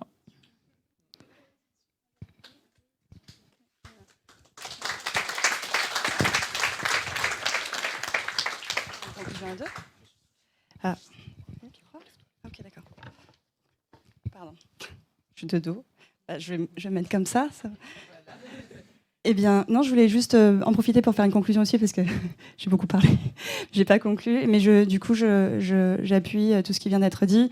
Rester concentré, ne pas avoir peur de l'échec, fêter toutes les petites victoires, parce que ça reste du fun quand même. Faut s'éclater dans ce qu'on fait. Et puis, je pense que c'est important de ne pas oublier pour qui on le fait, parce que ça, c'est quand même le cœur de cible et le cœur de notre métier.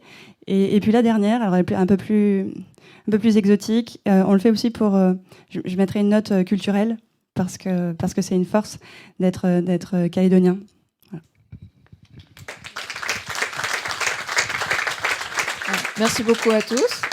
Merci aux intervenants pour cette petite conclusion. Et maintenant, demande à Catherine, s'il vous plaît, de venir pour la remise Pépite. Merci. C'était avec nous.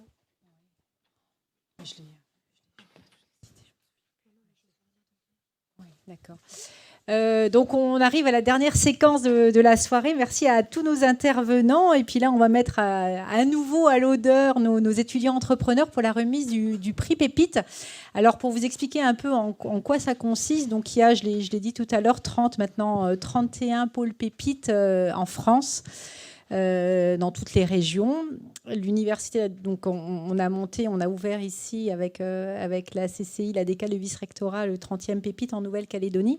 Et en fait, chaque année, les pépites, ce qu'on appelle les pépites en région, décernent un prix, élisent ou choisissent, sélectionnent au sein de leurs étudiants entrepreneurs un pépite qui sera le champion régional, qui aura la chance de participer à un événement national. Alors, on a beaucoup de chance cette année. C'est encore peut-être sans doute un avantage de la Nouvelle-Calédonie que chacun des pépites doit désigner un champion. Alors nous, on est un tout petit pépite, le dernier. On a eu 12 projets qui sont entrés en début d'année. Certains d'entre eux ont candidaté au prix Pépite. Ils n'étaient pas obligés de le faire. C'est ceux, comme on l'a dit tout à l'heure, qui se sentaient prêts, puisque ça est arrivé assez tôt dans l'année. Quand même, c'est au mois de juillet qu'on a demandé aux étudiants, ben voilà, le prix se met en place. Est-ce que vous souhaitez y participer? Donc certains d'entre eux ont préparé ce concours et y ont participé. Et on devait désigner un champion. De la même façon que le pépite de la région Ouest, Grand Ouest, qui a, lui, plus de 300 étudiants ou projets incubés, qui lui aussi devait choisir un projet. Donc c'est vrai que nos étudiants, vous avez de la chance, hein, c'est l'un des grands avantages de la Nouvelle-Calédonie, c'est chaque pépite a son champion, son projet, et c'est une grande chance, je pense, pour vous de pouvoir y participer. Donc c'est un prix qui est remis, ou en tout cas qui est accompagné par la BPI, qui est maintenant aussi en Nouvelle-Calédonie, et ça c'est super, mais qui accompagne les pépites depuis bien longtemps, hein, les pépites nationaux. Et on a des partenaires qui, localement, ont accepté d'accompagner ce prix et de doter, effectivement, le projet gagnant d'un prix. Donc, on a la BNC qui nous accompagne, qui s'est engagée à le faire depuis l'année dernière déjà. Donc, un grand merci.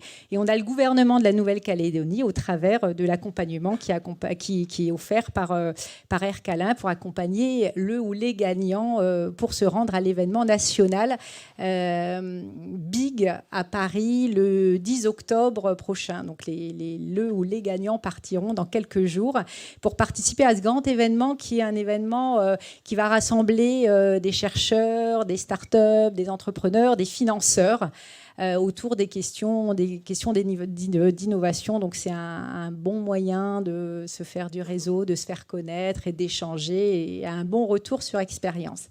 Et également, un autre accompagnement encore qui sera une dotation de 1,2 million de francs qui sera donné à l'entreprise si elle est réellement créée. C'est ce que je disais tout à l'heure, toutes les entreprises, tous les projets ne vont pas forcément aboutir. Mais si les lauréats du prix Pépite, effectivement, concrétisent leur projet de création d'entreprise, ils seront dotés de ce montant pour démarrer dans les prochains mois. Le jury du prix Pépite, je vous en parle quand même. Alors, il y a des membres du jury qui sont là. Alors, si vous voulez bien venir avec moi, me rejoindre... Vous vous reconnaissez? Et Viviane est encore là ou pas? Je la vois plus. Voilà, et Viviane est là. Il y avait Divi, il y a Laurence était là aussi. L'incubateur, c'était qui pour l'incubateur? C'était toi. Parfait. On s'est réunis au mois de juillet. C'était au mois de juillet, c'est ça, hein, qu'on a juillet, août, début août. On a un peu oublié les dates. Pour délivrer ce prix. Alors, le jury a été constitué comme je l'ai présenté tout à l'heure, de l'écosystème de l'entrepreneuriat en Nouvelle-Calédonie. Donc, on avait des représentants d'initiatives, de l'ADI. Si je les vois plus, je sais qu'ils étaient là tout à l'heure. Viviane est partie. Elle est partie. Viviane Lafay est partie. Et l'ADI, si vous voulez venir pour représenter l'ADI. Bon, oui. D'accord. Ok.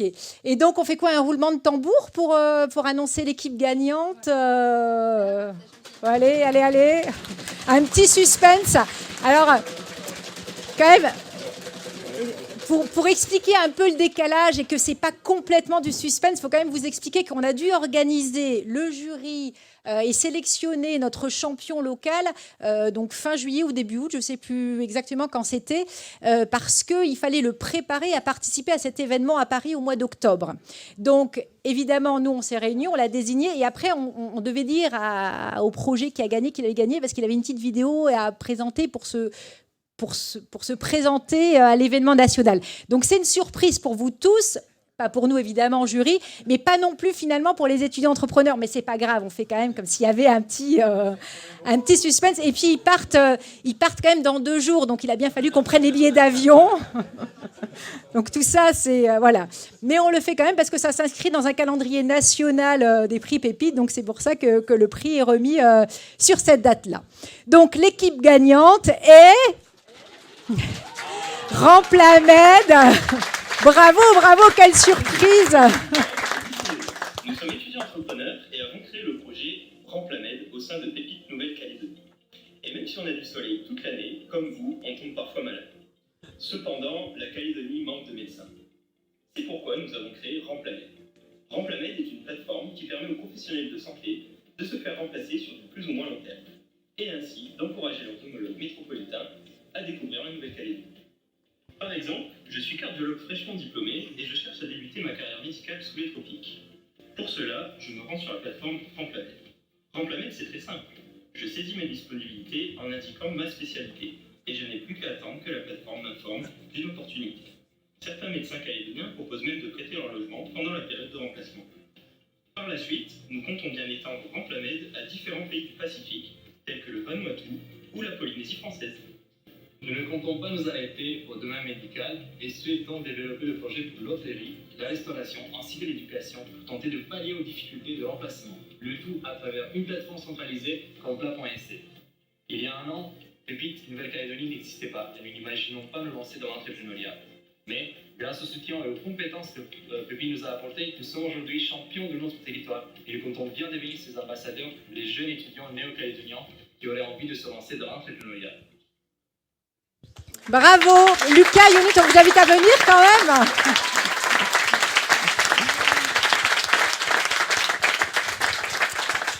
Félicitations, bravo, on va vous remettre le prix. Je vais inviter le gouvernement, Monsieur Santa, si vous voulez bien.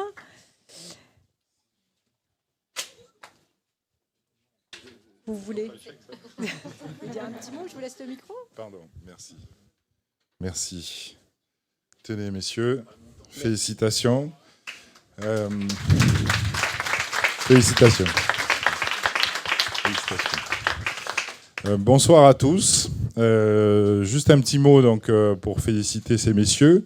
Vous êtes quelque part un symbole, enfin à mes yeux en tout cas, puisque tout ce que j'ai entendu en arrivant tout à l'heure me donne beaucoup d'espoir pour l'avenir.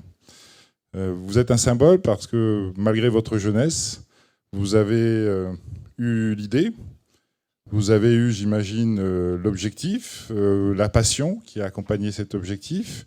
Et une passion, ça permet de se dépasser, ça permet d'être le plus perfectionniste possible, et ça permet surtout d'avancer avec plaisir. C'est tout l'intérêt des passions. C'est valable dans le sport, c'est valable dans le travail, c'est valable dans l'entrepreneuriat. Et vous êtes un symbole parce que vous symbolisez à mes yeux l'esprit pionnier calédonien. C'est-à-dire que vous êtes au début de votre longue carrière, j'espère, et fructueuse surtout. Hein, c'est quand même un peu le but, quand même, quelque part. Et à ce titre-là, vous représentez finalement cet esprit d'entreprise calédonien, cet esprit d'entreprise en général où vous êtes capable, vous allez prendre des risques pendant votre vie professionnelle.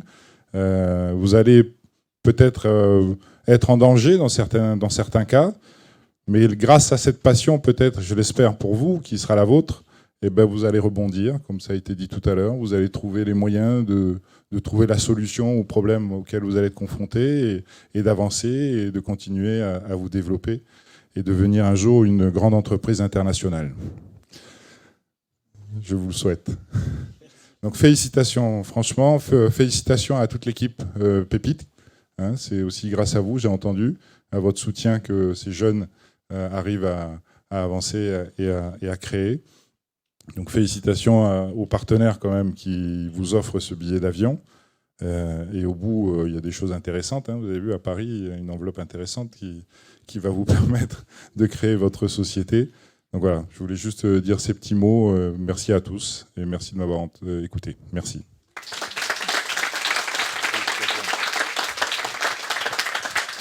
Et deuxième cadeau ou deuxième sponsor historique, j'ai envie de dire, sur le prix Pépite, j'ai invité Cédric Lorieux à venir remettre le prix de le cadeau de la BNC. Merci.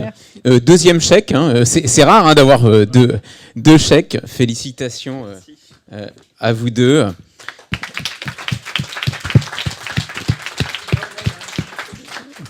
Alors, on n'a pas mis en plus... il est marqué franc Pacifique, hein, c'est pas des euros. Ça sera pour la suite. En tout cas, la BNC est particulièrement fière de participer à cette première édition du prix Pépite. On a vécu ce prix en même temps que vous tous sur cette année. On a été très vite séduits en fait par ce dispositif qui vise à rapprocher le monde étudiant du monde de l'entrepreneuriat. Et en tout cas, on a besoin sur notre territoire, de faire croître les talents, les jeunes talents que vous êtes, pour participer au développement économique de notre territoire. Alors quand on pense à la Nouvelle-Calédonie et à ses richesses naturelles, on pense souvent au nickel. Alors malheureusement, le nickel, c'est une ressource qui, dans le futur, commencera à se réduire parce qu'on l'exploite. Par contre, il y a une ressource à laquelle on pense rarement et qui est une ressource qui est inépuisable, et on est assis dessus en Nouvelle-Calédonie, c'est la ressource de la connaissance. Cette connaissance, on la cultive dans cette magnifique université, et il est de notre responsabilité, enseignants, partenaires économiques, de faire en sorte qu'elle serve au développement du territoire.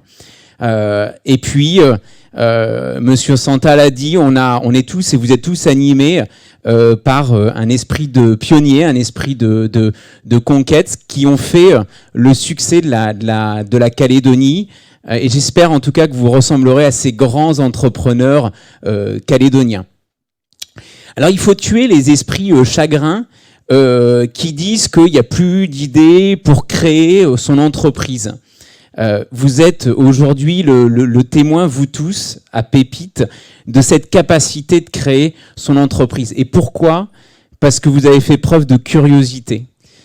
Et quand on regarde les 4 projets qui ont été soutenus, enfin qui ont participé à Pépite, on voit que ce sont des projets qui sont issus uniquement de l'observation de la société actuelle. La gamification, c'est le besoin de donner du sens en entreprise. Alors attendez, je les reprends parce qu'il y en avait 4. Biofongicide, c'est naturellement le développement durable. Nid du dragon, c'est le besoin de créer du lien social. Et puis vous utilisez pleinement les nouvelles technologies et le digital.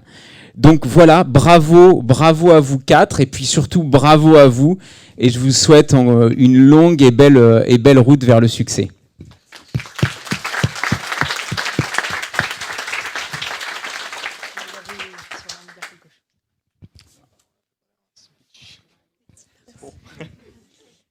Merci beaucoup d'être tous venus ce soir.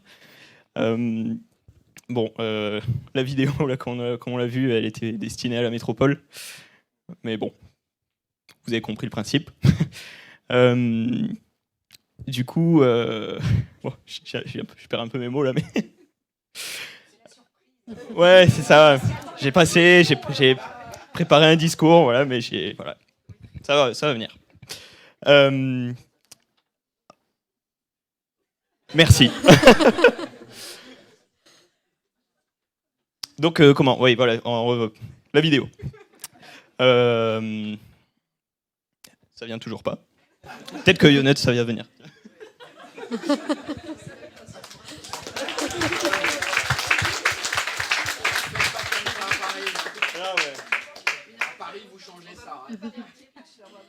C'est impressionnant.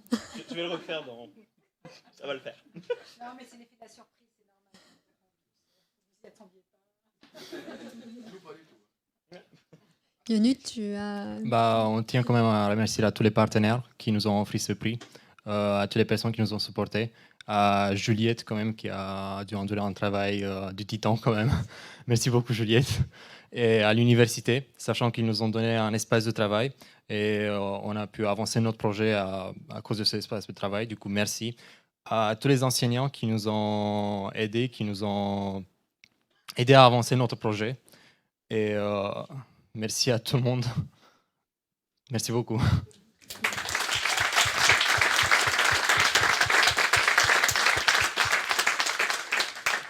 Lucas, un petit mot ? Oui, ça va venir.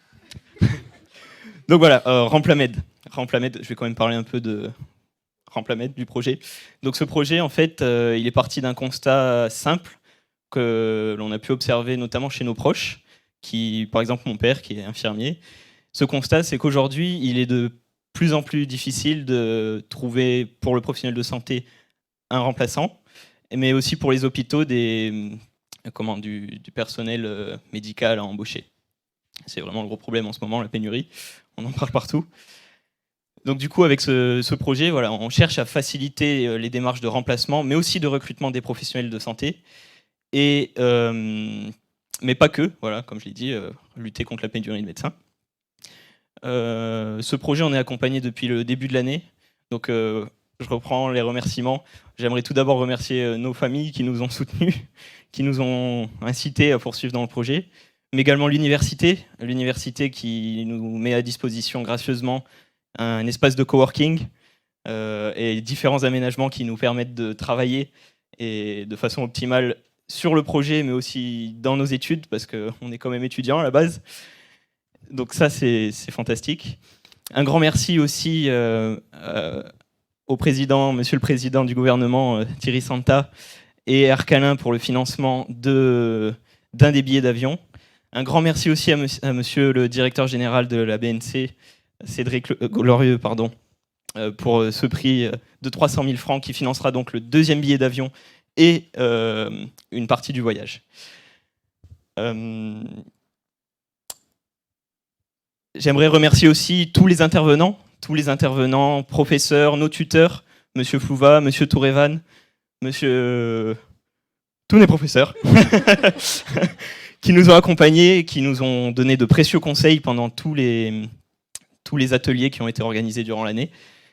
Enfin, je pense ce soir aussi, voilà, parler au nom de tous les étudiants entrepreneurs, on aimerait remercier Juliette une troisième fois. Merci beaucoup Juliette.